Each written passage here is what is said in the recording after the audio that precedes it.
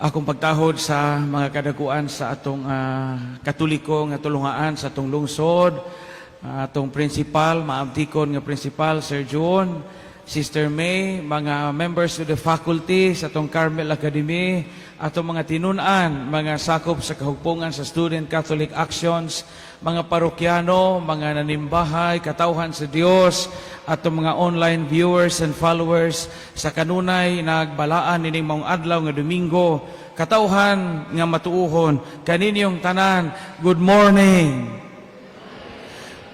Daigo na to ang Dios nga sa kanunay nagpabilin o sa iyang paghigugma alang kanato.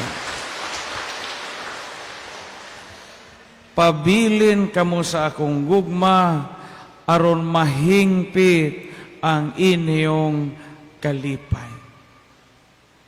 Gisultihan ko kamo niini aron mabatunan ninyo ang akong kalipay ug mahingpit ang inyong kalipay. Mao kana ang dugukan sa ebanghelyo karon.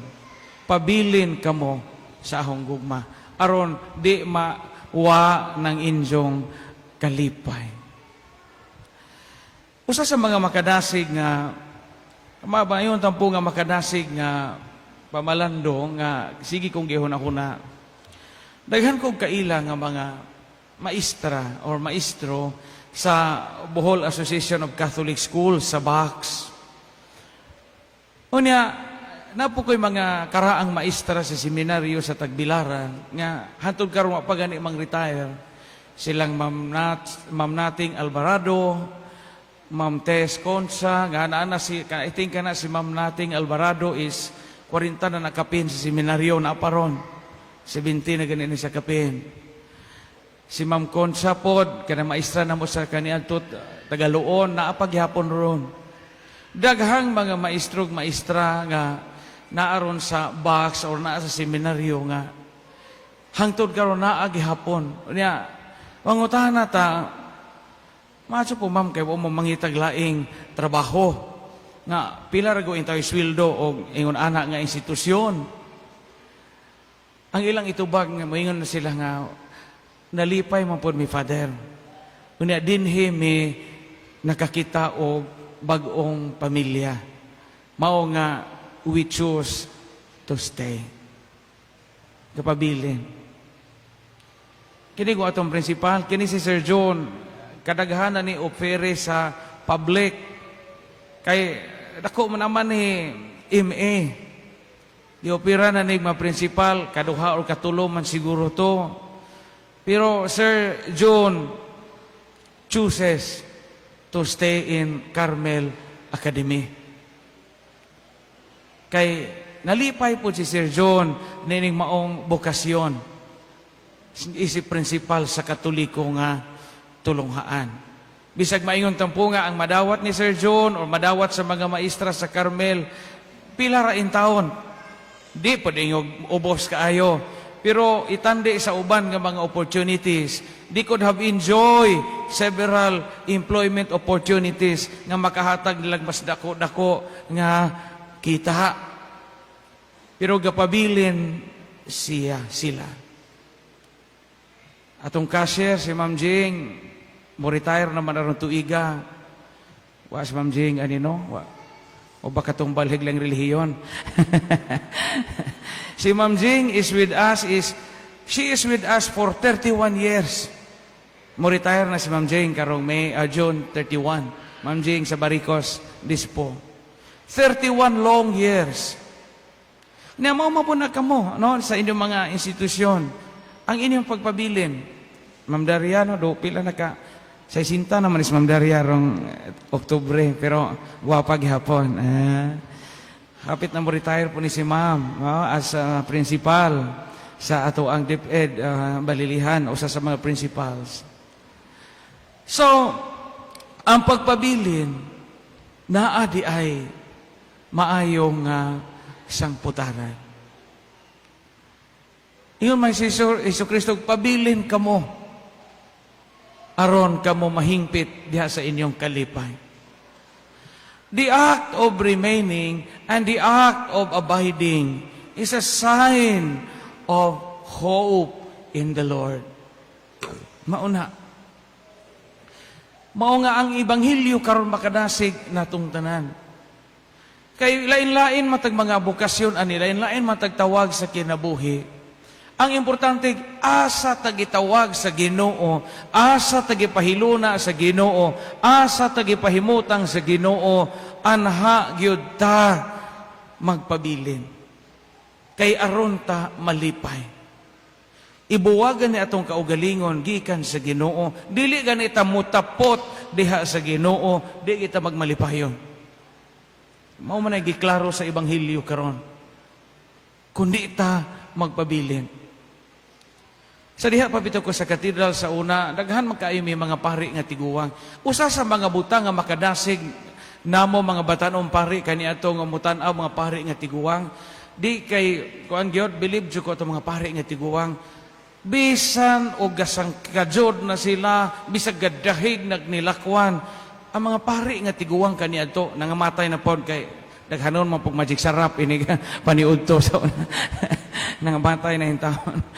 Ang mga pari nga tiguwang kaniadto usa sa ilahang nindot nga kalidad maningkamot jud to nga makamisa kada adlaw. Kato mga Monsignor Ligason, Monsignor Paho, Monsignor Diding Agunod, maningkamot gyud nga makamisa o kada adlaw ug wa sila schedule nga misa, magmisa sila private kanang ato sa ilang kwarto. Ubang mga batanom pari kay di naman wala binag-day off wa nang may misa.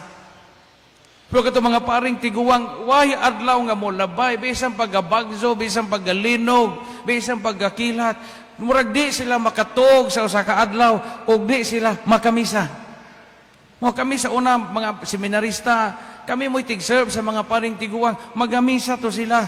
Besa ga hayad na kay di nakalakaw. Iyon ana ang timailhan sa pagpabilin. Timailhan sa pagpabilin diha sa Ginoo. Ako mahadlo kung mafobia kung mogamit anang lapel, no? Si Marian o si Juan o si Gilo, tig-assist man na naho anay mga vlog na to. Makulbaan ko mo gamit anang lapel kay kan lapel bitaw na kwadrado bitaw ibutang ani atong bakos na ay microphone ani kay numdum ko nasahin ko dito seminarista pa ko dito sa mangga kanang mangga Paris karon sa Tagbilaran chaplaincy pa man sa una nay pare ato nga nakakuyog ko paring tiguwang gamisa unya di ko tug agisingan kay bisig igagaw ninyo or kailan ninyo namatay na pod niya kanang lapel manggod kay ug di na nimo ma-off kay connected man as trompa. So pag huma nag-final blessing ni Monsignor ko atong paring tiguwang, exit no, kanta man nagkatapos ang awit. Pag exit dito sa sakristi kay wa man i-off ni Monsignor ko antong lapel. Ingon siya dito sa sakristi og siguro ag hipos tong sobre bahala ng watermelon. Siguro ag hipos tong sobre bahala ng watermelon. Dahil nadungog dito sa trompa. Wa pa ma-off ag microphone. Kitagha mo po mga altar boy po, yung ubang mga altar boy kay kuha po ginagmay pang snacks pa sa sobre, you know. Yung siguro ag hipos ng sobre, bahala ng watermelon. Eh da may watermelon pang open.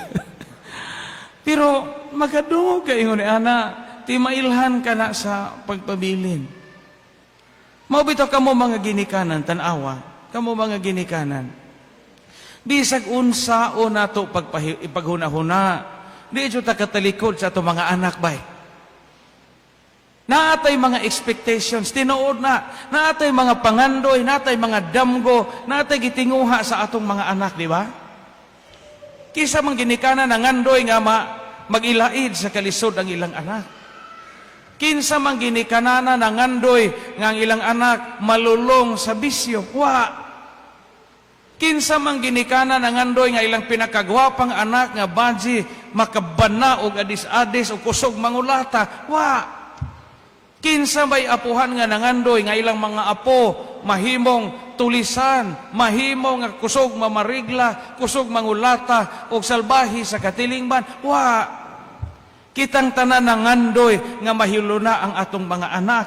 mauni atong damgo nila. Pero diha sa pagpuyo nila sa ilang inadlaw-adlaw nga kinabuhi, di nato mapungan o di nato malikayan nga naay pipila or naay mga sirkumstansya nga sila wa mahisubay sa insaktong daan. Wa gani kahuman og eskwela kay nabuntis og galit. Wa gani makagraduate sa ilang pagtungha kay gitaban. Bisag masuko ta, maglago ta, manungo ta nila, paghuman ana sa mahitabo. Magpabilin kita nga ilang inahan. Di ba? Magpabilin ta nga ilang amahan. Magpabilin mo nga ilang ginikanan. Ug di ta makalimod nila. Tinuod, so manungo ta usahay bitaw. Ito mga anak, ako sa una kanunay, kutunguhong nanay. Kananay magbabadlong usahan, matay po unta kang bataa ka, hagbong po ta kay mito. Kanungay mo ko, kadungog anak, pero kahibaw mo ko nga katong tunguha, ko dihara dire. Udiyan mo to sa kasing-kasing. Kay pagagabi, kay mo yun naman po sinanay, ginoin taon, tagaig madyong lawas o mga anak. Munang galibog po ginoo sa may tujo. Pagkabuntag yung mamatay po unta ka sa pagagabi, ingon na po ginoo, at sa pasagdi o mga anak. Nga man, dili ta pwede nga makalimod kay besag tualihon magpabilin ta nga ginikanan. Kami sa daghaman ninyo nakaadto sa amo, ladyo ng among bahay gikan sa karsada sa Angilan. Ladyo, sa una, wadya mo po dyan ng karsada mo nga naning kamot mi nga makagamag karsada. Ako, mga silingan po na mo, hangtod karon wa pa mahuman among karsada. Na maagian na pero wa pa joy klaro. Hapit na siguro 1 million gasto ana. Ila mga bukid go nagiabrihan o ja gipatag wa pa magkanali. Daghan mo yung father kanang igasto nimo anang imong karsada, inyong karsada ipalit pala man nimo nagjuta magbay ka nang dapli karsada adyo pa father. Matisigi ko hunahuna. Adto man jud atong kasing-kasing sa atong bahay. Atong lugar nga naabito ta naani mo ang memories. Magpabilin man jud. Mahimogod gihapon tag mamalit tag juta magtugot tag laing bahay kay maka palit na maputa kay naman poy kolekta. Ay bahin sa kolekta gikan ninyo. Pero ang aho ba ang naa sa atong kasing-kasing ang ato bang kanambigitan. Di ba? Anong Hermes no? Magpabilin jud ta sa asa ta magagikan mao bitin ni manguli ning atong mga balilinon nga tuas gawas kay mura mo jud tag bitaron sa atong kaagi. Unya nakahuna-huna po ko kini magong pari o gitawag jud ka sa pagkapari madugay nimong pujo sa injo di makamusibo. Ako bitaw nakasuway magkog abroad nga kanang lugar bitaw nga gamay ra Kristiyano nga wa kay kahigayunan nga magmisa. Mura makang mag-alindasay, mura makag mingawon og misa.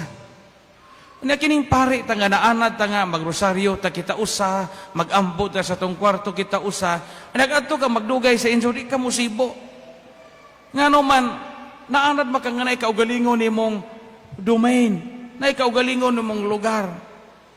Ini amang hay-hay ta sa ato, di man po'y sayal sa imong manghod gitapad. Mura po kag uneasy na. Nato po'y manok po hingsaka, o dyan to po'y mong isuong gayaw-yaw kay iro nga gasuka atong tapad sa imong tinughong. Kanabang di na kamusibo. Muto yung kong matang, og pari ka, para so di ay ka sa simbahan. Muli na mga pari nga matiguang na bisag piskay silagbay sa ila, bisag habog ilang mga bay sa ilang mga lungsod, mubuot silang adto sa katedral magpakamatay. Ang pagpakita ka na og pagpabilin. Mga niyaman tayo mga batanon karon no? Mga ECA, bago mga ECA. So, og tanawon na tayo ilang mga naong daghan tag mahuna-hunaan. Mutanaw ta ni uban may basig mauna po ni puhon, maparis-priest. Basig mauna po ni puhon, mayor or magobernador. Usahay po mo yun, basig simbah ko ning ubag. Basig mauni kusog mamarigla puhon. Iampo na to sila. Ano? Kini mga bata, mga batanon, iampo nato sila, nga unta magpabilin sila diha sa lunsay og tiunay nga pagtuo nga nasunod nato sa atong mga ginikanan. Pabilin kamo sa akong gugma aron mahingpit ang inyong kalipay. Mga alagad sa simbahan, pabilin mo. Ayaw gimogbidya sa pagpanerbisyo. Mo po na pag-ampo na mo mga pari. Kaya gakanihit na mo. Gakanihit na mo sa simbahan. Choir. So, force man siguro yung choir ron. Pabilin mo diha sa gugmas Ginoo. Kaya gakanihit na ang mga tao nga musud sa pagpangalagad sa simbahan. Gani atong organista, no Daniel, tiguwang na. Oh, unya, ingon sinong Daniel nga magsige ta kog pangaghat sa mga batanon nga magtuon. Diyan mo na po interesado. Wa na interesado. Kay lagi tignahit na ang mga interesado sa mga butang nga panimbahan karon. Na mo retire sinong Daniel, kinsa may mupuli. Kinsa may mahimong organista sa atong parokya. Idara na sinong Daniel, makatuog na ganing kalit sa istorya mo. Importante nato ang pagpabilin. So mga nanay o mga tatay dinhi, mga mama o papa, bisag gihago na mo sa inyong mga anak, gikapoy na mo sa inyong mga bana o asawa, pabilin lang mo diha. Kayo di mo magpabilin, di mo mga lipay. Ingon Maginoo nga diha lamang sa inyong pagpabilin naho, makabaton mo og kalipay. Naman sister, ani sister, kita raman ani pare og madre, pabilin jud ta ter. Bahala magdahili atong mga problema ter. Bahala watay anak ter. Pabilin jud ta ter. Kay diha sa pagpabilin sa atong mga tawag sa kinabuhi, mahingpit ang atong kalipay. Daigo na to ang Dios ug angay na to siyang hatagan sa masipang pakpak.